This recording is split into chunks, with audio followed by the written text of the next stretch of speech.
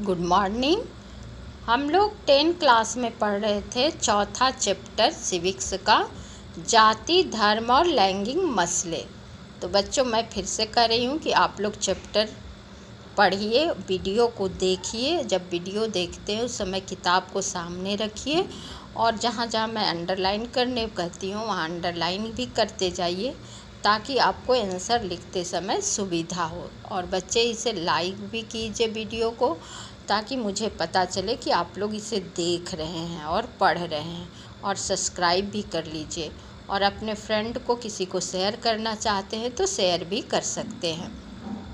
तो हम लोग फर्स्ट वीडियो का फर्स्ट पार्ट वाला भाग में हम लोग पढ़े थे जाति, धर्म और लैंगिक मसले में। पहले हम लोग जाति को समझे थे कि जाति यानी वर्ण व्यवस्था जो थी वो समाज में जाति तथा उसके काम के आधार पर लोगों का उच्च जाति तथा निम्न जातियों में उसे विभाजित किया गया था। उसके बाद हम लोग देखे थे श्रम, लैंगिक विभाजन। श्रम मतलब काम का, लैंगिक विभाजन स्त्री और पुरुष के बीच कामों का बंटवारा को देखे थे हम लोग।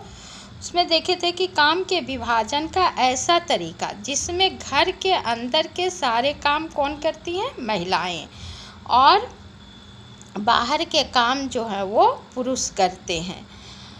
उसके बाद हम लोग देखे थे कि किस तरह से बचपन से ही लड़के और लड़कियों में यह अंतर पैदा कर दिया जाता है कि वो लड़का है उसके लिए बाहर का काम करना है और वो लड़की है उसे घर का काम करना है, घर की जिम्मेदारी, घर गृहस्थी का काम को निपटाना है। क्योंकि हमारा भारतीय समाज जो है वो पृथ्वी प्रधान है, पुरुष प्रधान है, इसलिए स्त्रियों के मुकाबले पुरुषों को अधिक शक्ति एवं महत्व देने की व्यवस्था है।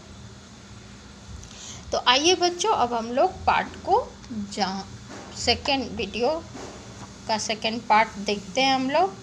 तो हम लोग देख रहे थे इसमें सांप्रदायिकता को देख रहे थे बच्चों। सांप्रदायिकता क्या है? सांप्रदायिकता क्या है? साधारण शब्दों में धर्म के आधार पर नागरिकों के बीच भेदभाव की भावना रखना सांप्रदायिकता कहलाता है। भारत एक विशाल देश है जिनमें अनेक धर्मों को मानने वाले लोग रहते हैं, जैसे हिंदू, मुस्लिम, सिख, ईसाई, पारसी, बौद्ध तथा जैन धर्म। सांप्रदायिकता एक ऐसी विचारधारा है जो एक ही धर्म को मानने वाले लोगों को मित्र समझ लेता है तथा अन्य लोगों को अपने से अलग मानता है, जिसके कारण कभी कभी टकराव की स्थिति भी उत्पन्न हो जाती है बच्चों। तो इसको हम लोग पिछला वीडियो में देख चुके थे सांप्रदायिकता को। अब हम लोग देखेंगे धर्मनिरपेक्ष शासन। धर्मनिरपेक्ष शासन, तो धर्मनिरपेक्ष क्या है? धर्म के आधार पर नागरिकों के बीच किसी भी प्रकार का भेदभाव न करना, प्रत्येक नागरिकों को अपनी इच्छा अनुसार किसी भी धर्म मानने तथा उसका प्रचार करने की स्वतंत्रता है।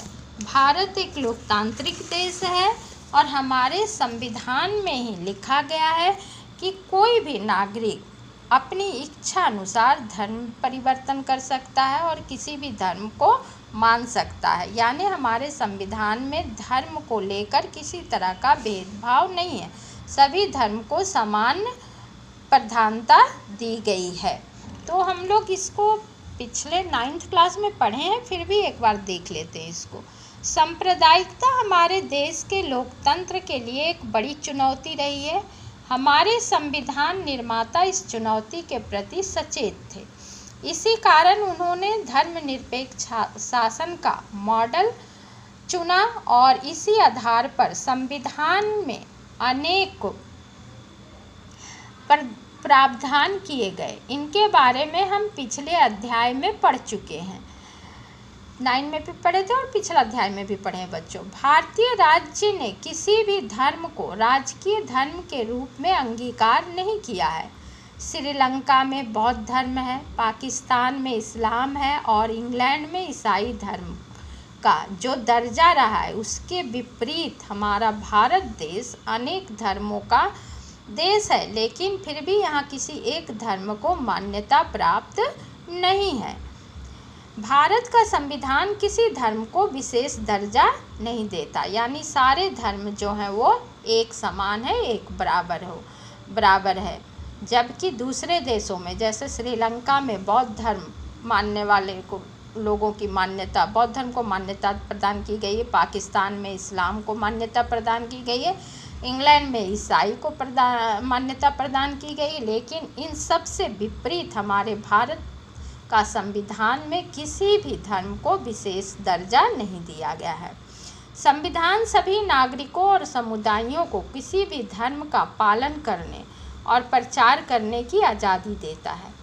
संविधान धर्म के आधार पर किए जाने वाले किसी तरह के भेदभाव को अवैधानिक घोषित करता है।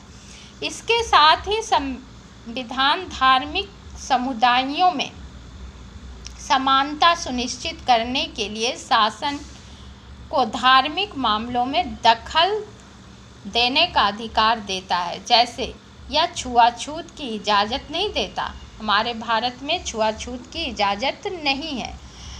इस हिसाब से देखें तो धर्मनिरपेक्षता कुछ पार्टियों या व्यक्तियों की एक विचारधारा भर नहीं है, यह विचार हमारे संविधान की बुनियाद है। सांप्रदायिकता भारत में सिर्फ कुछ लोगों के लिए ही एक खतरा नहीं है, यह भारत की बुनियादी अवधारणा के लिए एक चुनौती है, एक खतरा है। हमारी तरह का धर्मनिरपेक्ष संविधान जरूरी चीज़ है, पर अकेले इसी के बूते सांप्रदायिकता का मुकाबला नहीं किया जा सकता। हमें अपने दैनंदिन यानी रोज़मर्रा के जीवन में सांप्रदायिक पूर्वाग्रहों और दुष्प्रचारों का मुकाबला करना होगा तथा धर्म पर आधारित गोलबंदी का मुकाबला राजनीति के दायरे में करने की ज़रूरत है। जाति और राजनीति। हमने राजनीति में सामाजिक विभाजन की दो अभिव्यक्तियां देखी। इनमें एक मोटे तौर पर सकारात्मक या लाभदायक है, तो दूसरी ओर नकारात्मक या नुकसानदेह भी है। आइए अब अंतिम प्रमुख विभाजन यानी जाति और राजनीति की चर्चा करें। इसके सकारात्मक और नकारात्मक दोनों ही पक्ष हैं। जातिगत असमानताएं क्या है देखिए। लिंग और धर्म पर आधारित विभाजन तो दुनिया भर में है, पर जाति पर आधारित विभाजन सिर्फ भारतीय समाज में।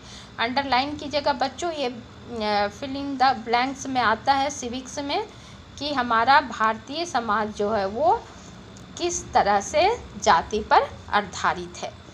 सभी समाजों में कुछ सामाजिक असमानताएं और एक न एक तरह का श्रम का विभाजन मौजूद होता है।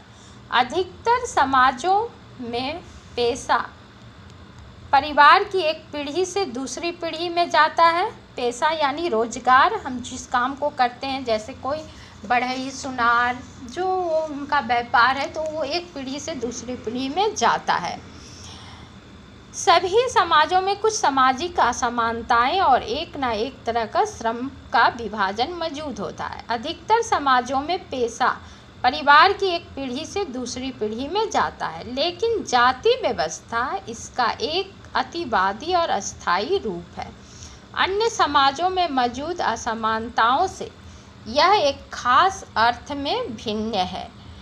इनमें पेशा के वंशानुगत यानी एक पीढ़ी से दूसरी पीढ़ी विभाजन को रीति रिवाजों की मान्यता प्राप्त है। एक जाति समूह के लोग एक या मिलते जुलते पेशों के तो होते ही हैं, साथ ही उन्हें एक अलग सामाजिक समुदाय के रूप में भी देखा जाता है।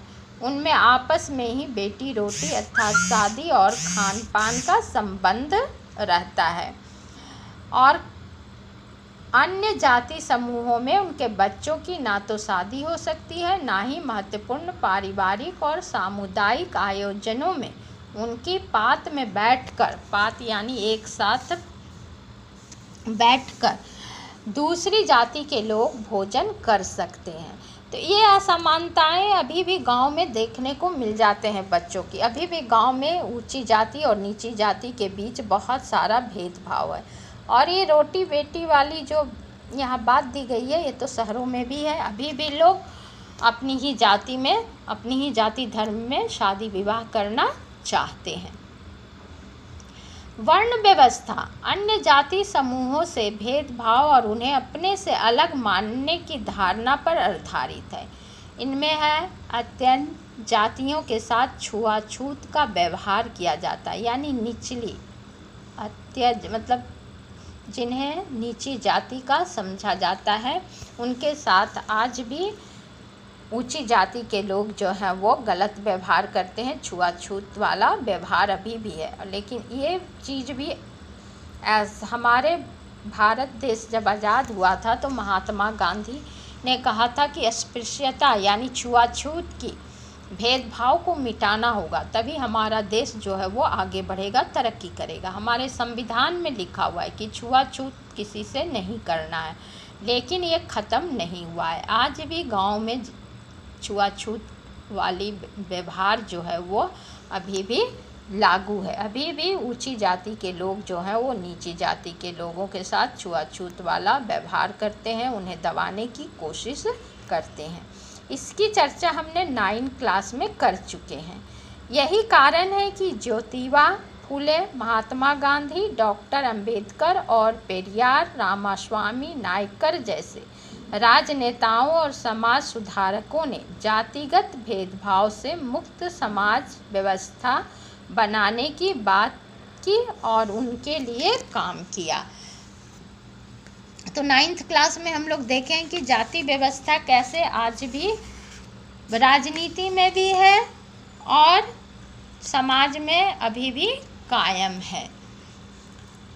इन महापुरुषों ने, जैसे कि महात्मा गांधी, ये अंबेडकर, जिनके बारे में भी हम लोग पिछले पेज में देखे, इन महापुरुषों के प्रयासों और सामाजिक आर्थिक बदलावों के चलते आधुनिक भारत में जाति की संरचना और जाति व्यवस्था में भारी बदलाव आया है।